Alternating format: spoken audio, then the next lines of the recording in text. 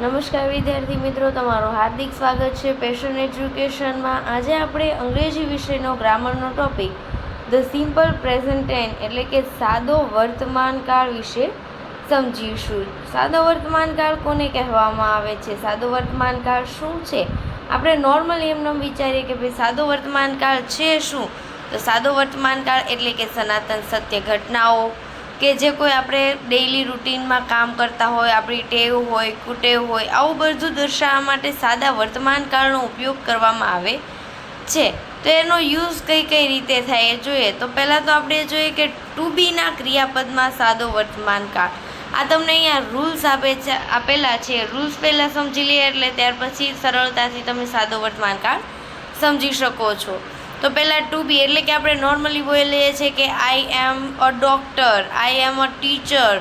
તો આ જે આઈ એમ છે તો એનો મતલબ એવું થાય કે હું ડૉક્ટર છું.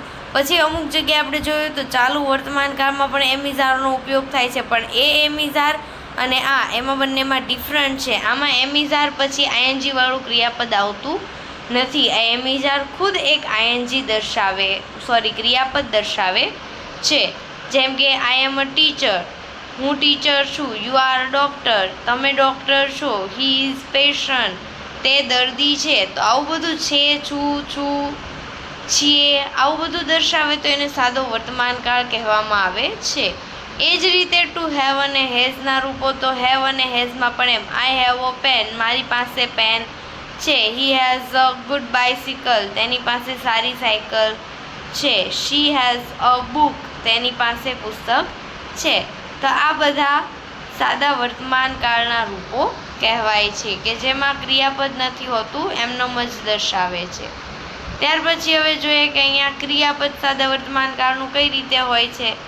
તો કે મૂળરૂપ અહીંયા તમને ગો આપેલું છે. તો કોની સાથે મૂળરૂપ આવે? આઈ, વી, યુ, ધે સાથે મૂળરૂપ અને હી, શી, ઇટ સાથે એસ કે ઈએસ વાળું રૂપ આવે. તો એ કઈ રીતે આવે એની અહીંયા તમને થોડાક એક્ઝામ્પલ સાથે સમજાવવામાં આવશે. મતલબ કે એક ઉદાહરણો આપે છે, નિયમો સમજાવવામાં આવશે.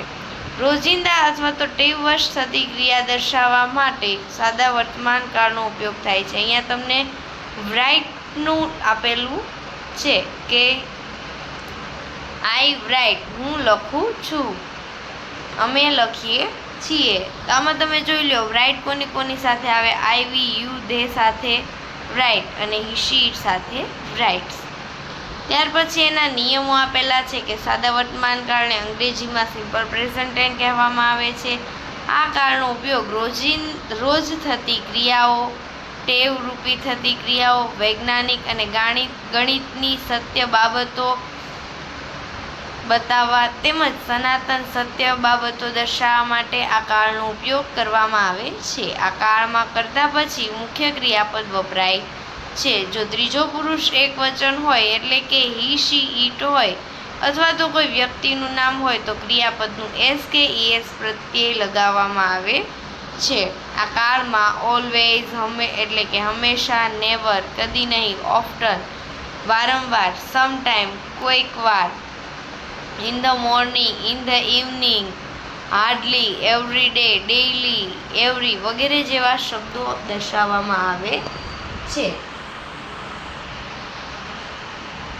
દરેક વાક્યમાં ક્રિયાપદનું મૂળરૂપ વપરાતું હોય છે. ત્રીજા પુરુષ એક વચનમાં એસ પ્રત્યય લગાવવામાં આવે છે. જો ત્રીજો પુરુષ એક વચનમાં ક્રિયાપદને અંતે એસએસ, એસએચ, સીએસ, એક્સ કે ઓ હોય તો એને પ્રત્યય ઈએસ લગાવો. અહીંયા એક્ઝામ્પલ આપેલા છે કે પાસ, પાસીસ, વોચ, વોચીસ, ટીચ, ટીચીસ, ફિક્સીસ, ગો, ગોઝ. એ જ રીતે ક્રિયાપદના અંતે વ્યંજન પ્લસ વાય હોય તો વાયનો આઈ કરી ઈએસ લગાવવું, સ્વર પ્લસ વાય હોય તો એસ. આ બહુવચનના નિયમોના પ્રમાણે છે. અહીંયા તમને વાક્ય રચના આપેલી છે. કર્તા પ્લસ મૂળ ક્રિયાપદના રૂપો, કર્મ અને ઓબ્જેક્ટ એસ, વી, ઓ.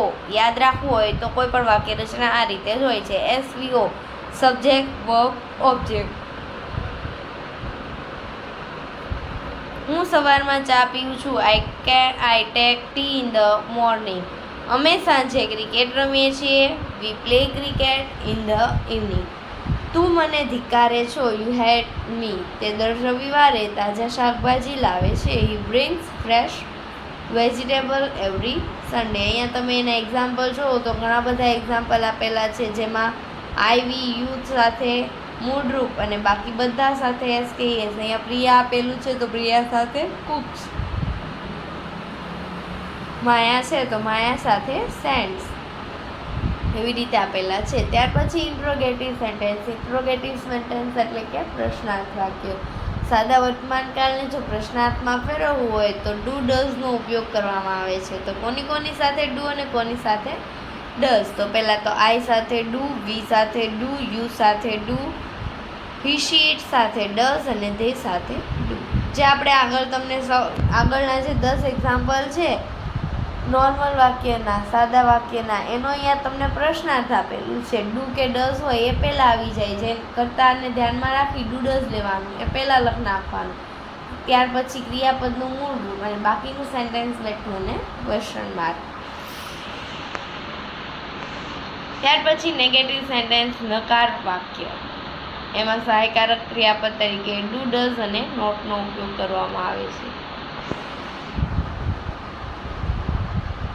આ પણ તમને જે આગળ આપેલા હતા વાક્ય એનું તમને નકાર કરીને અહીંયા લખવામાં આવેલું છે. નકાર વાક્ય અને પ્રશ્નાર્થ વાક્ય જ્યારે પણ આવે ત્યારે ક્રિયાપદનું મૂળ રૂપ લખવામાં આવશે ઓનલી અને ઓનલી સાદા વર્તમાન કાળમાં. બીજે ક્યાંય આવું લખવામાં આવશે નહીં. ત્યાર પછી એની થોડીક એક્સરસાઇઝ જોઈએ.